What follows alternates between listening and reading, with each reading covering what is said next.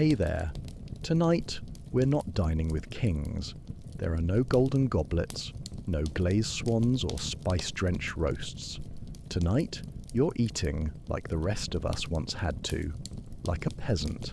And that means no menu, no silverware, just a bowl, maybe, and whatever's inside it. Because in the Middle Ages, food wasn't about pleasure, it was about survival. And sometimes it barely qualified as food at all. You're going to taste it. For one slow, quiet night, you'll sit at smoky hearths, wooden benches and open fields with your hands buried in bowls of boiled roots and sour mash. You'll smell what the kitchens tried to cover. You'll chew what couldn't be swallowed whole. You'll gag, swallow, and do it all again, because there was no other choice. These aren't recipes, they're warnings from history. So if this kind of slow, immersive storytelling helps you rest, reflect, or simply forget the modern world for a while, feel free to like the video, maybe even subscribe, and let me know in the comments what time it is where you're listening from. I love seeing those little lanterns flicker to life across the map. Now close your eyes, forget the refrigerator, the oven, the grocery store, and imagine what it would be like to sit down to 10 of the most revolting meals history ever served up, and be thankful they were all you had. Your first bite is coming now. Pottage that tasted like mud and mold. It's not stew, not soup, not really anything you'd choose to eat, but it's all you have. You sit beside the hearth, your legs tucked under you on the cold earth, staring into a wooden bowl of something thick, grey, and steaming faintly like swamp breath. Pottage, they call it. Everyone eats it, every day. For breakfast, for supper, sometimes for both if you're lucky. It's made from whatever's left. Barley, lentils, onions if you have them, turnips if the rats haven't gotten to them. Sometimes a bit of nettle or old herbs, though even those have started to taste bitter. And when food gets really tight, it includes other things. Pea husks, shriveled acorns, crumbled bone for flavour, mould scraped from the edges of yesterday's pot. You pick up a splintered wooden spoon and stir. It's gelatinous, sticky. Bits of it cling to the sides like wet clay. You scrape them into your mouth. The flavour is sharp, like sour milk and burnt earth. It sticks to your teeth. You chew, slowly, not because you enjoy it, but because you're trying not to gag. The neighbour once found a slug in his bowl. He just picked it out and kept eating. The firewood's too low to make another batch. Sometimes the pottage is left to sit by the fire overnight, thickening into a kind of loaf. You can slice it, carry it, share it, and if it goes bad, well, you just boil it again. The heat kills the smell, mostly. You remember once long ago when someone added meat, real meat, a squirrel or maybe something worse. You thought it tasted better, richer, but then the cramps came. Half the village ended up bent double for 3 days. One boy didn't make it. Now no one adds meat unless they're sure it's fresh, which it never is. Tonight, the pottage is especially lumpy. You chew through something stringy. You don't ask what it is. You don't want to know. You just keep chewing, swallowing, chewing again, because hunger is louder than disgust. You glance across the room. Your daughter is eating too, quietly, her lips pursed, her nose wrinkled, but she's eating. You're grateful. Grateful for mud-coloured mash that fills the stomach even if it empties the spirit. Grateful for a full bowl, even if it's full of rot, because tomorrow there might not be anything at all. Blood pudding with bits that shouldn't be there. You were told it's a delicacy, a way to use everything from the slaughter. Waste not, want not, they say. but what ends up on your plate looks like something dredged from the edge of a butcher's nightmare. Blood pudding. Thick, dark, almost black. A sausage of sorts made from pig's blood boiled down until it congeals, then mixed with oats, onions and fat. Some add barley. Others add stale breadcrumbs. One man down the lane adds chopped lung. You're not sure it makes a difference. It jiggles slightly in your hand. Slick, greasy, and warm. You hold your breath and take a bite. It's iron. That's the first taste. Like chewing on the handle of a rusted blade. Then comes the grainy texture, oats that never quite softened, bits of gristle, something chewy that might have been cartilage or might have been something else. You don't ask. The woman who made it says it's fresh. The pig was slaughtered just this morning. You saw the bucket yourself, red and steaming as it was passed from the barn to the kitchen. No time wasted. That's the trick. Blood goes bad fast. You chew again. Something cracks between your teeth. A bit of bone? You don't look. Some peasants cook the pudding into cakes fried in fat, seared over hot stones until they're crisp. That helps with the texture. Others bake it inside a loaf, hiding the meat and blood inside a crust like shame. But tonight, it's plain. A thick slice, dropped onto a slab of coarse bread that soaks up the grease until it's hard to tell where one ends and the other begins. Your stomach turns. You look around. Others eat without comment. This is normal, expected, even prized.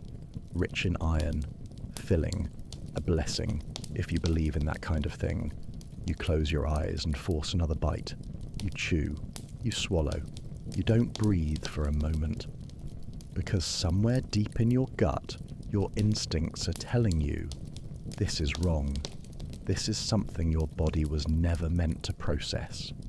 But it has no choice, because tonight, this is what dinner looks like, and it will be again, until the pig's blood runs dry. Stale bread that could break teeth. You sit down for the meal, and the first thing placed in front of you isn't soup or stew, it's bread. But not the kind you're thinking of. This isn't soft, it isn't warm.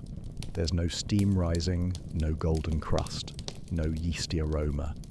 Just a thick hunk of brownish-grey weight, closer to stone than food. You tap it with your knuckle. It sounds like knocking on a door. This is trencher bread. Not made to be eaten, really.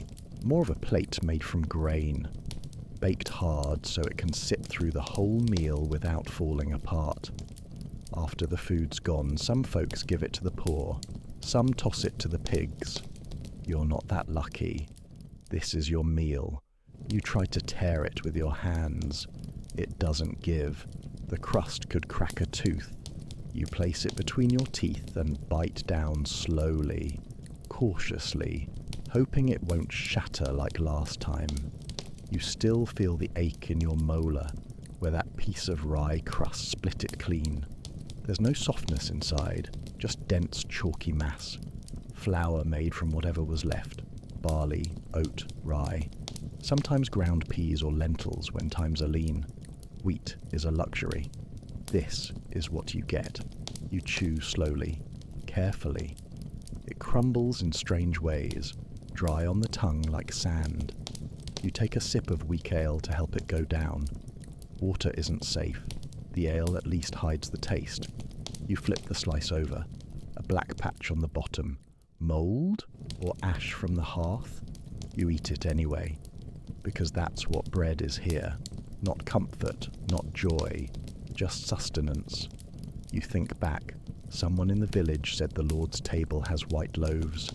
Fluffy. Sweet. You've never seen one. You've heard of honey-glazed crusts and buttery insides, but those are fairy tales. You get crusts so hard they could be used as weapons. And sometimes, after a long day, after your stomach growls and your hands tremble with cold, even that isn't enough. You've watched children dip crusts into soup that's mostly water. You've seen old men gnaw until their gums bled, and still they chew, because it's bread, and bread means survival.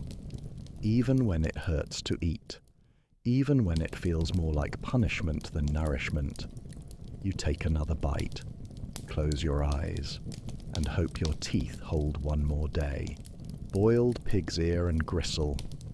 There's meat on the table tonight, sort of. It doesn't look like meat, not the kind you'd recognize. No roast, no tender cuts, just a glistening slab of something pale and floppy, steaming gently in a cracked wooden bowl. A boiled pig's ear.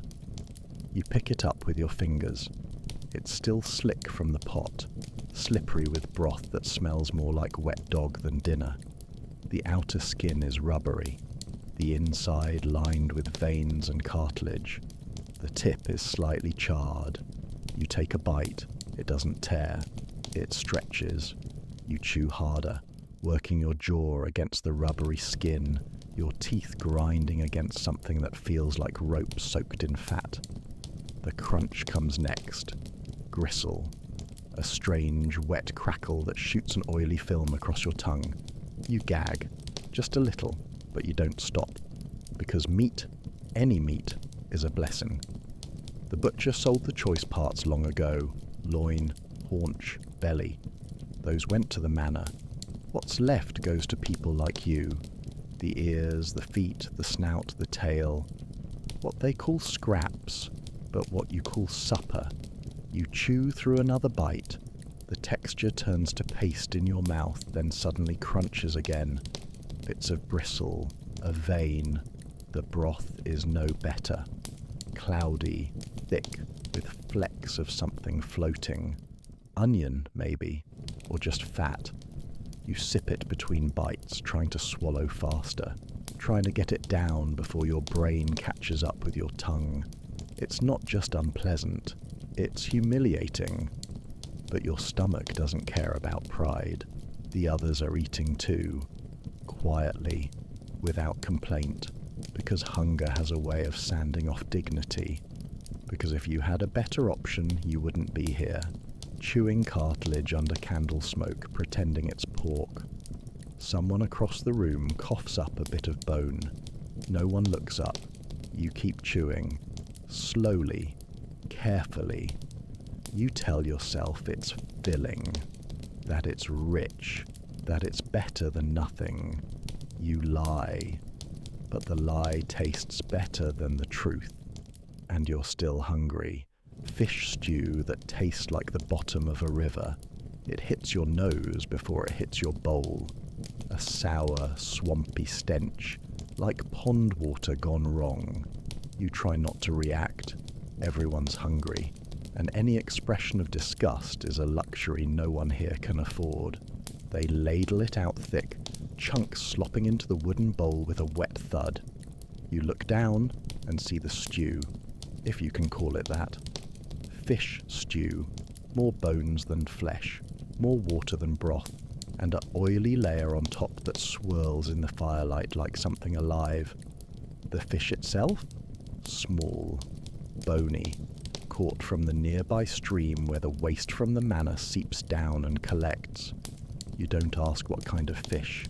There's no choice. It has fins. It has a face. That's enough. You dig in with your spoon.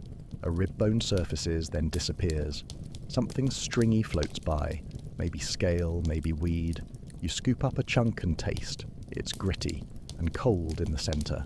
The flavor is mud, wet wood, rust. A bitterness clings to the back of your throat. You chew something, and it crunches. Tiny bones, still inside. You swallow anyway. There's no time to spit it out. Someone might take your bowl.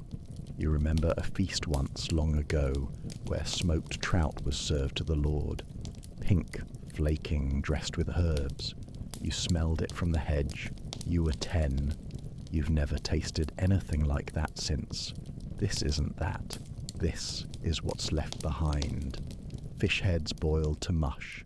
Guts mashed with garlic peel and onion skin. water drawn too close to the cattle trench. And if you're lucky, a whole fish, small and bony, hiding at the bottom of your bowl like treasure, or a trap. You eat around the eyes. You don't want them staring back. The broth is greasy. The texture clings to your tongue. You sip slowly, carefully, teeth clenched for the next crunch. Someone adds stale bread to theirs to thicken it. Someone else drinks straight from the bowl. Easier that way. You wipe your mouth with your sleeve and try to forget what you've swallowed. You won't, because the taste of this stew stays with you, in your teeth, in your hands, in your dreams, like the bottom of the river never quite let go of what it gave you. Cheese that fought back. Tonight's meal is cheese. A small victory, you think at first. Cheese means milk, and milk means animals still giving. It means protein, something creamy, something comforting. But this cheese is not the kind you're imagining. There's no wheel, no gentle slice, no sharp tang or soft melt, just a hunk of something greyish-white, sweating slightly, wrapped in a cloth that smells like wet earth and sour socks. You peel back the wrapping and wince. The smell hits you hard, like old feet and vinegar mixed with something that should have died weeks ago but didn't. The surface is fuzzy, not the soft white kind of fuzz you've heard monks talk about when they speak of aged delicacies. No, this is wild fuzz.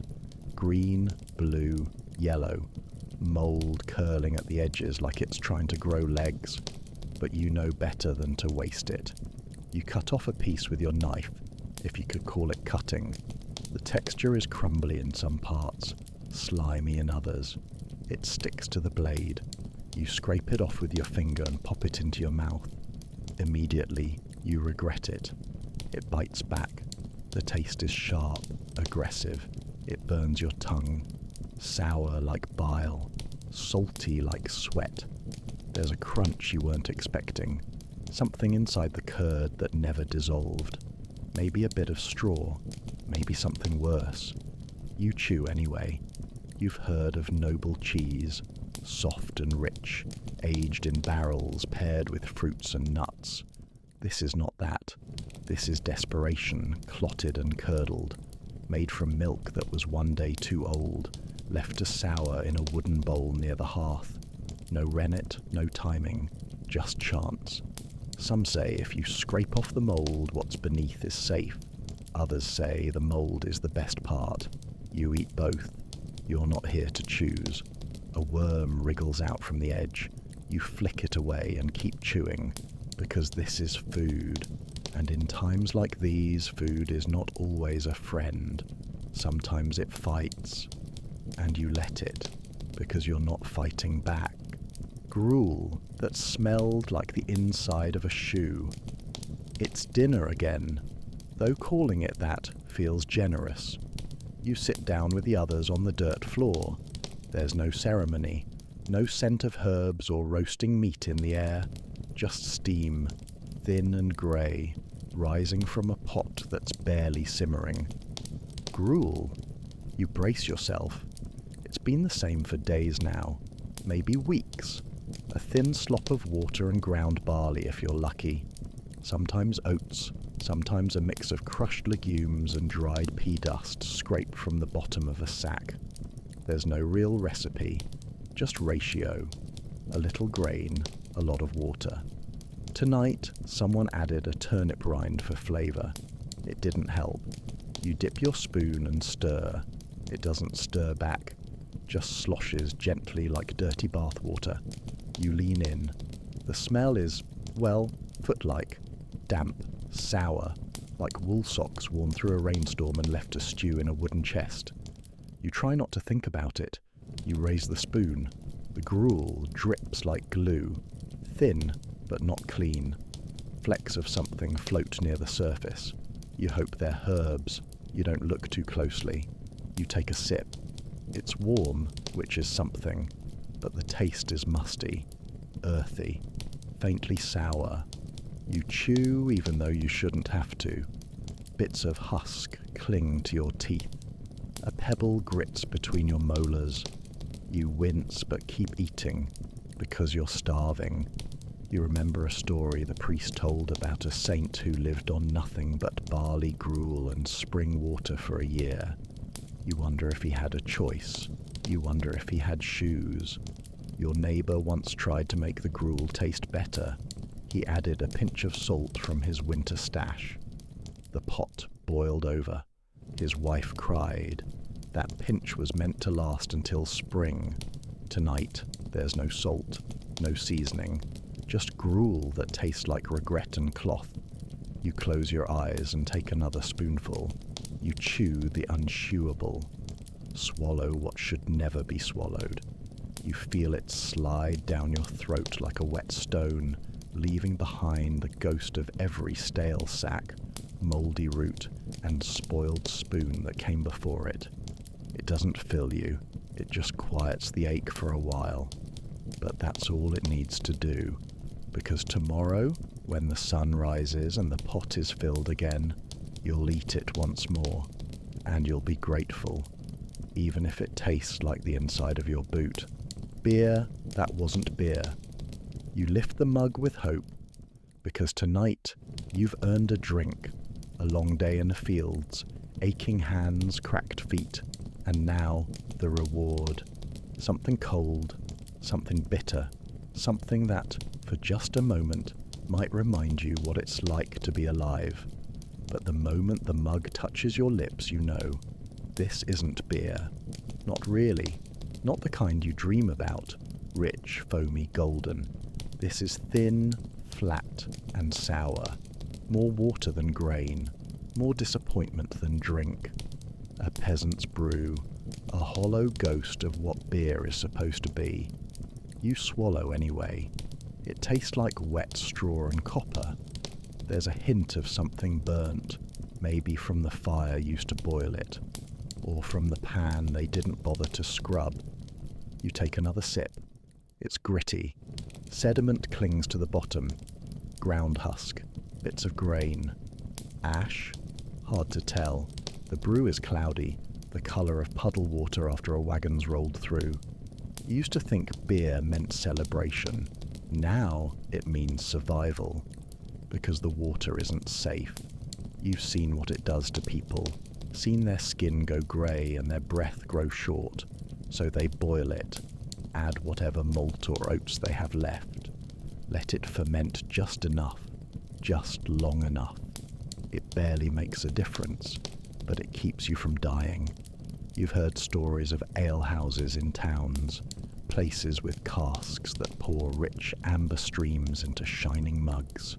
Songs and laughter and spice. You've never seen one. This question mark. This is not that. This is liquid ration. Wet bread. Bitter barley stretched as thin as the season will allow. Made in a wooden barrel that leaks if you fill it too high. Still, it's warm going down. You sit by the fire, such as it is, and sip slowly. The others are doing the same. No one says much.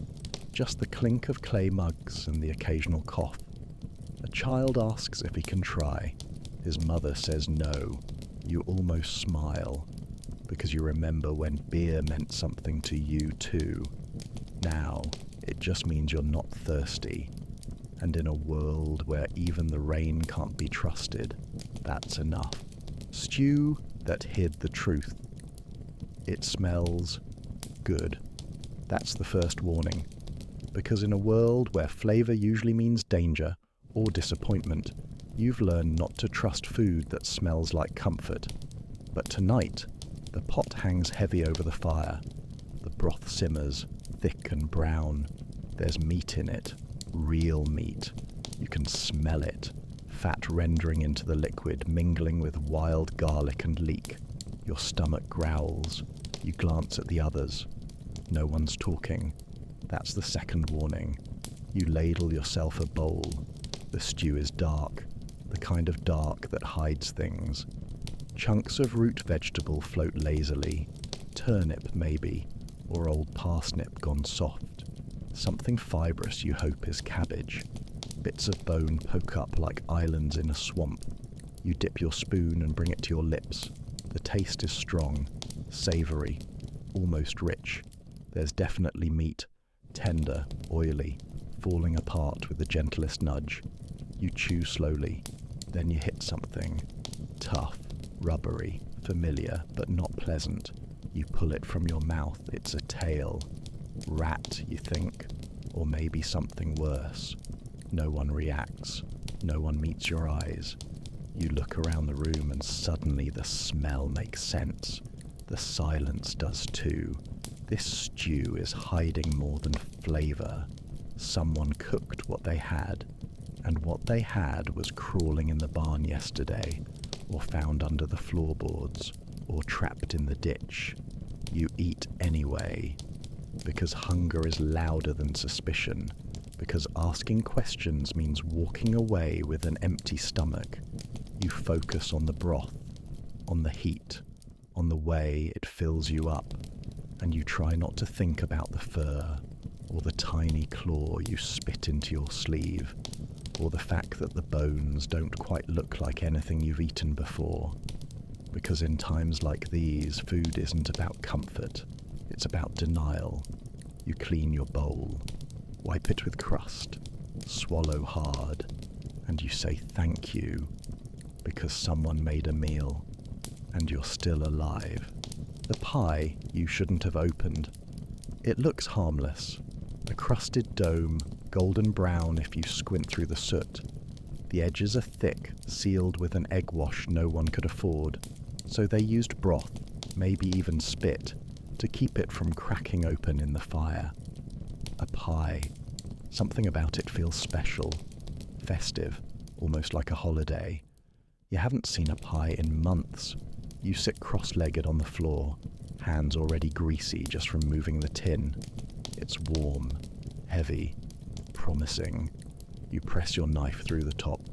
It crunches slightly. The crust breaks open, and the smell hits you.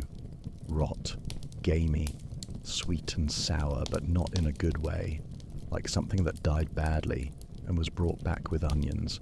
Still, you scoop out the filling. It's meat, you think. Some kind of meat. Shredded, dark, suspiciously soft. There are flecks of something in it, black and white like pepper or bone. The gravy is thick and gelatinous, cold near the bottom. Steam only clings to the top few bites. You eat the first mouthful. It's salty, strong, bitter around the edges. You taste organ, liver maybe, or kidney. Something with a metallic tang that sticks to your tongue and coats your teeth. You chew, swallow, try not to breathe through your nose. Another bite. This one crunches. You spit it into your hand. It's a tooth. Small, not animal. You freeze. No one's watching you. No one cares. Everyone else is eating. Quiet, determined. You glance back into the pie. You see a tuft of something. Fur or hair. You close the lid. You tell yourself it was rabbit, that it was just overcooked, that maybe the fur was just missed during the skinning. You tell yourself the tooth came from the pig's jaw. You lie, because the alternative is worse, and because you're already 3 bites in. You clean your fingers with a torn bit of crust. You look at the others, still chewing, not talking. They know, or they don't want to. You understand now why the pie was warm, why no one told you what was inside, because in a world where nothing goes to waste, eventually you become the waste, and someone always eats the pie. And now, the fire's gone cold. You've tasted what they tasted: sour gruel, swamp stew, and meat that had no name. You've chewed through bone, bristle, and lies. You've swallowed hunger dressed as food. You've survived it. Barely. This wasn't a feast. It was a history of survival, one bowl at a time, because medieval meals weren't about joy. They weren't moments to gather and laugh. They were tests. Would you choke Would you gag? Would you keep going? Most did. They had no choice. And now you know what that felt like. If this journey through history helped you fall asleep, or helped you feel something strange and quiet in your chest, like gratitude or maybe awe, leave a like, maybe subscribe, and let me know in the comments where you're listening from and what time it is right now. It's always beautiful to see so many strangers drifting off together.